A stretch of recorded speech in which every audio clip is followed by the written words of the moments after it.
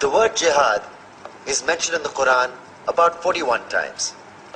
The words mercy, peace, and compassion are mentioned about 355 times.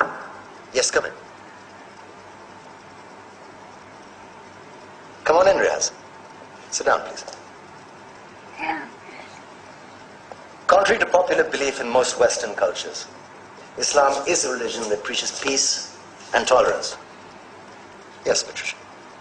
If Islam truly is a religion that preaches peace, then how come the world's most troubled spots, the West Bank, Afghanistan, Pakistan, Iraq, they're all plagued with Islamic terrorism? Well, that depends on your definition of terrorism. Some might argue that the US invasions of countries like Iraq and Afghanistan are also acts of terrorism. No, those were acts of war to get rid of despotic regimes. Or a means of getting at a country's oil.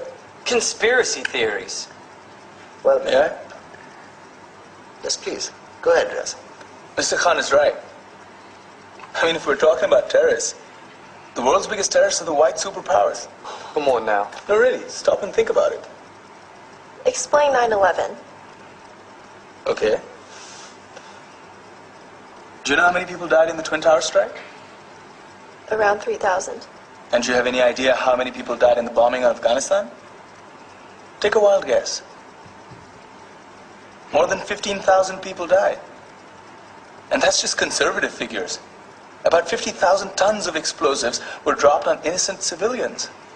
Men, women, children. Yeah, but that was because of the Taliban.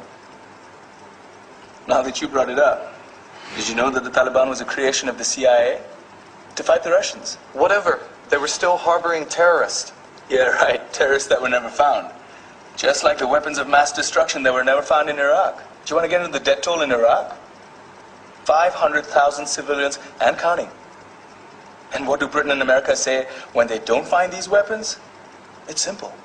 They just say sorry. And still refuse to relinquish control of these countries. What are you trying to say? What I'm trying to say is that just because you're American, wear a fancy suit, and call yourself the president, doesn't make you any less of a terrorist.